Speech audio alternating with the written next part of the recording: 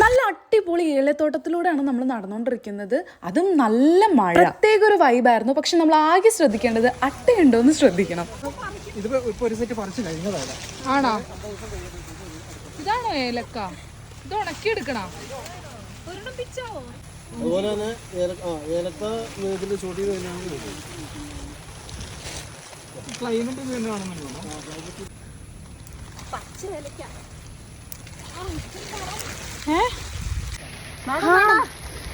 എടാ നല്ല സ്മെല്ലുണ്ട്.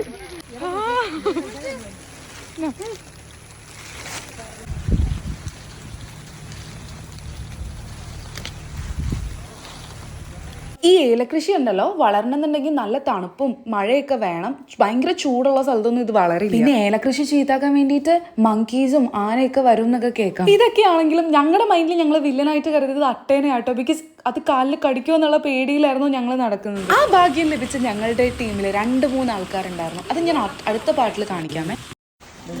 ഇതിങ്ങനെ കട്ട് ചെയ്തിട്ടാ.